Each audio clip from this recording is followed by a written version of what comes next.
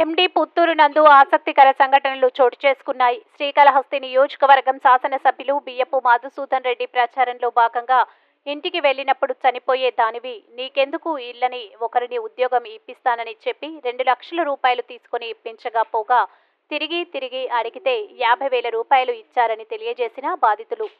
ఆయన ఆధ్వర్యంలో ఆయన ఉన్నాడు, కిషోర్ రెడ్డి ఉన్నాడు, అందరూ ఉన్నారు. ఆ భర్త గారు ఏమంటే వేరే వాళ్ళకి ఇచ్చినామా, వీళ్ళ ఉద్యోగమా, మేమేం చేసేదే అని చెప్పండి.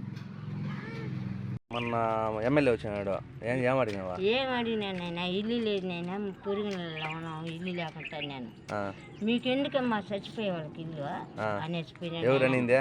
ఆయన మసాదర్ రెడ్డి. అవునా? నాయమా ఓటు ఎవరికి వేస్తారా? నేమా చంద్రబాబు నాయుడు. ఏం చూపిట ఇది సైకిల్ గుర్తు. వెరీ గుడ్ బా. ఈసారి చంద్రబాబు నాయుడు ఓటు ఇవ్వండి, అన్నీ జరుగుతాయి. అది ఇంకేమన్నా మట్ల పోయి వేస్తాను, ఇంకో 2 నెలలు 3 నెలలు ఉంటే వేస్తాను. బాబు సృష్టి భవిష్యత్తు కంటే మన పెద్ద ఆయన గెలిపించుకుంటే ఈసారి అంతా ఉంటాం. ఓకే బా.